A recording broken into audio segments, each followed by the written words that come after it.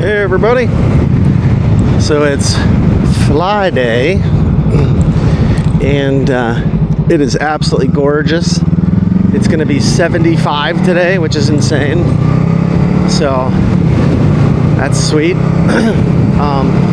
It's got to be like in the middle 60s, 60 something now. It's great. Anyways, this week and last weekend worked with Mr. J, the guy that sold me the Frank and Harley bits. He offered to come help me out with some of the issues I was having.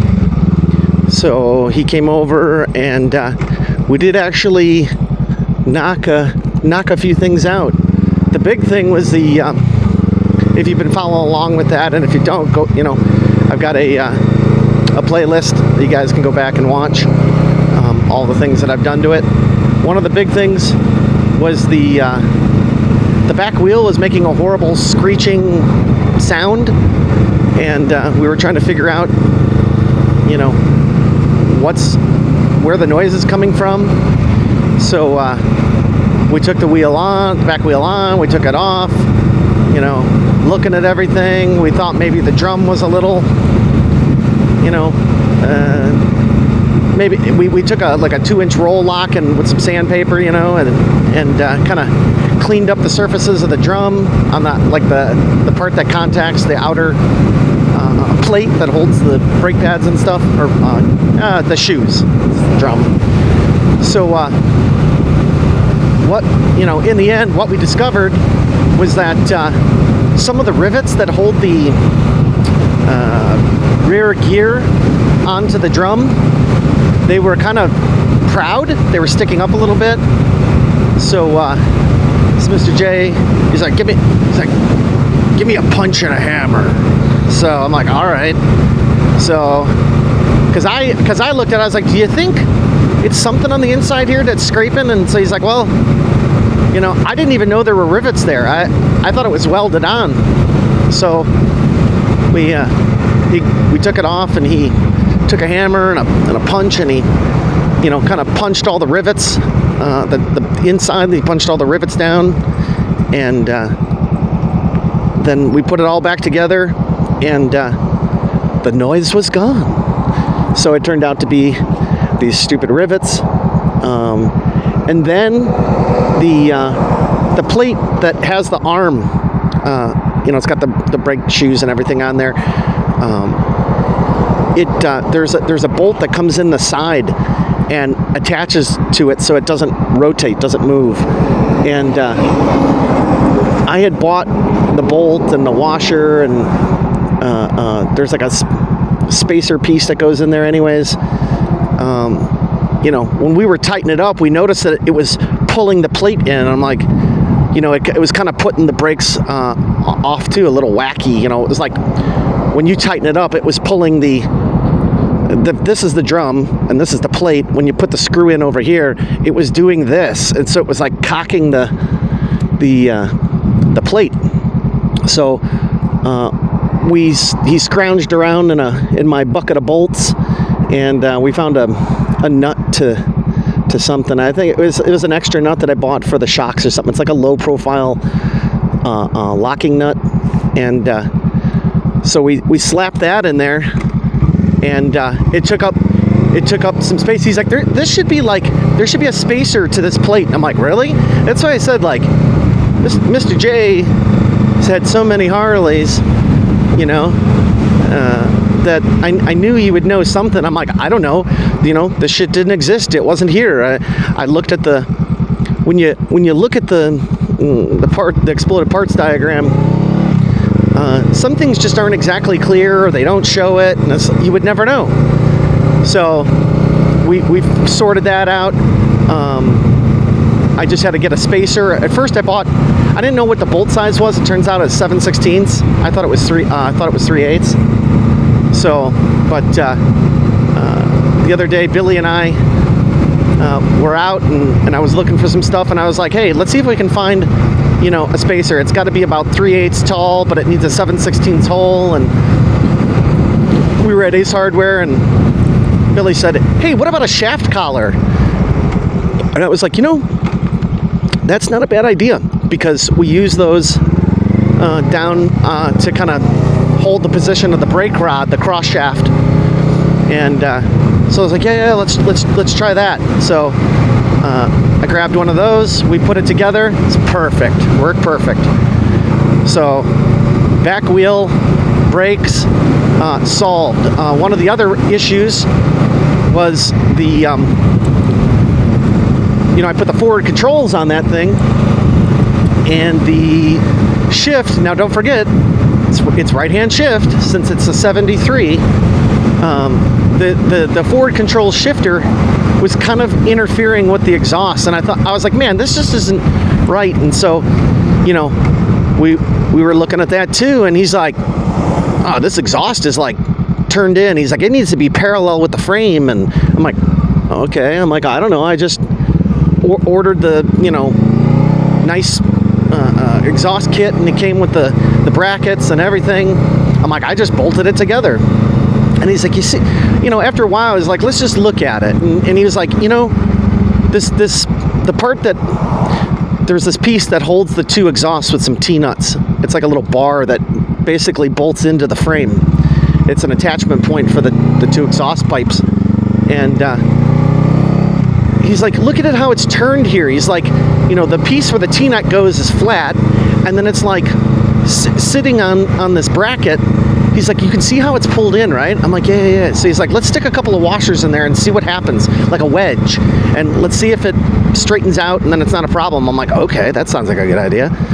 So we tried that, and it solved the problem. So it wasn't a problem with the shifter and the linkage at all. It was a problem with the exhaust. I was like, okay, again, how would I know? Never worked on one. You know, and you figure you buy the shit and it just works. So, you know, apparently not. It's a Harley thing, I guess. I don't know. So I looked online, and I was like, he's like, you need some kind of little wedge with a hole in it. And I'm like, okay. So I started looking on Amazon, and they have these square washers that's also a wedge, and it has a hole in it. So I was like, I'm like, this goes from like 1/4 inch down to nothing. It fit all the specs. Apparently these little things that I found are used in like machinery to like level it or something if it's crooked. I don't know. All I know is that I got like a 4-pack, and we used one. We set it in there, and it kept the exhaust where it needed to be. I'm like, sweet, right? So you know, we got that solved. And then what else? Then we were going through and tightening stuff up, and he goes, hey, this bolt on you, he's like, let's tighten up all your motor mounts. And I'm like, okay. I'm like, well, I can't do this one because he's, you know, I'm like, it's not right, it's not long enough. And he's like, but this lock nut isn't you know, in the nylon, it's not at the end. I'm like, yeah, I know. I'm like, it's because the bolt's too short. Because we added it on about 1/2 inch in thickness because of the forward controls. They have each plate is like 1/4 inch thick. So I was like, okay. So I was looking, and I finally today I found a kit from Colony for that exact purpose. Jesus Christ. Deaf, dumb, and blind. My God. So anyways, this kit comes with, so here, it distracted me. So he's like, well, let's measure how long of a bolt you actually need. So we got a piece of wire, and I measured it, and then it turned out to be like 7.5 inches. I'm like, man, I'm like, okay, where are you gonna find like a 7.5 inch chrome bolt? I'm like, should we just get some like all thread? Because I've seen that too. And so I was looking, I went on Dennis Kirk, you know, shit, I can't even tell you how much money I spent at Dennis Kirk. Actually, I don't even want to know. But so anyways, this thing's like, oh, for you know, it comes with 2 long bolts that are basically like, it's like a long stud, so it's threaded on either end. And it's like, you know, for when you install highway pegs or for controls. And I'm like, oh. So then I look at the specifications, and it's like 7 5/8 inches long. I'm like, oh, perfect. You know, I'm like, okay, this makes sense. And it's got some acorn nuts that you put on either side.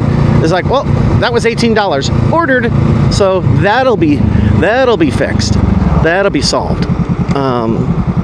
What else did we do? Just a bunch of little things here and there. Oh, we got the. I finally figured out where the front brake hoses mount to.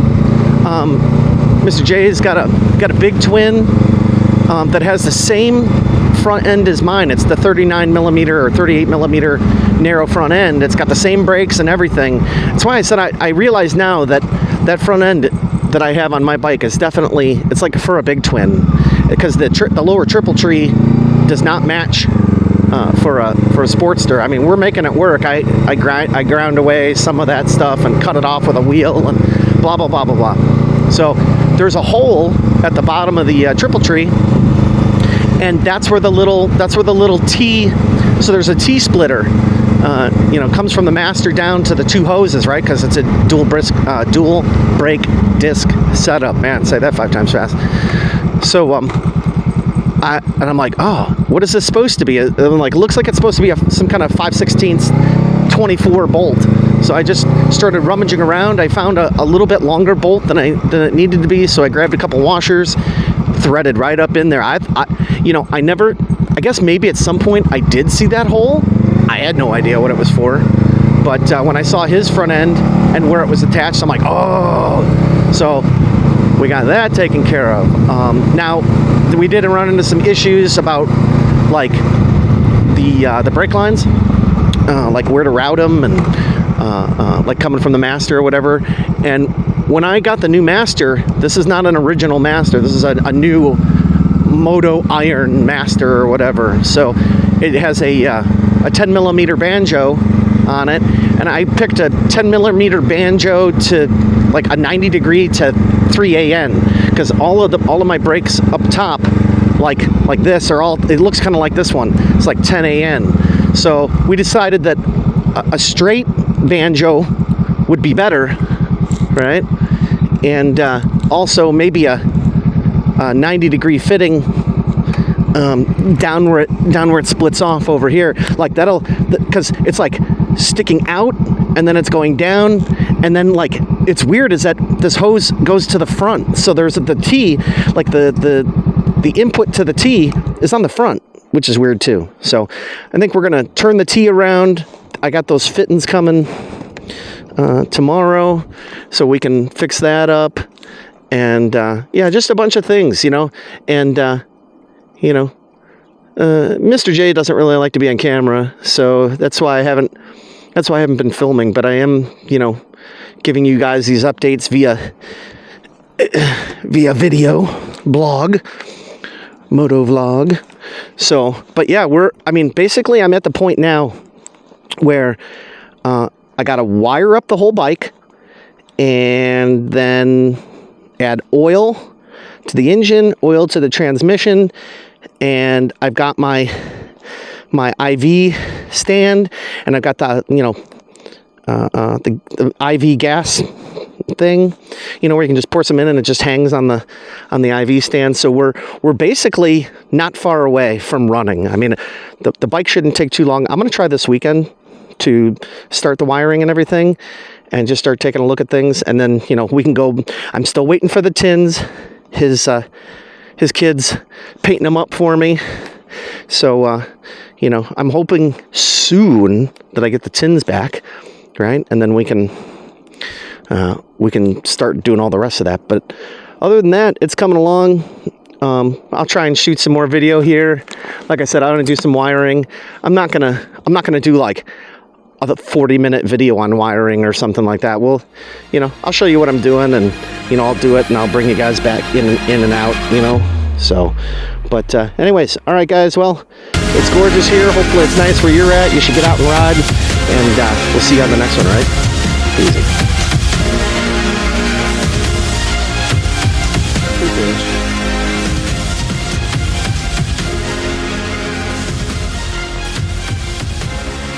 I am Iron Man.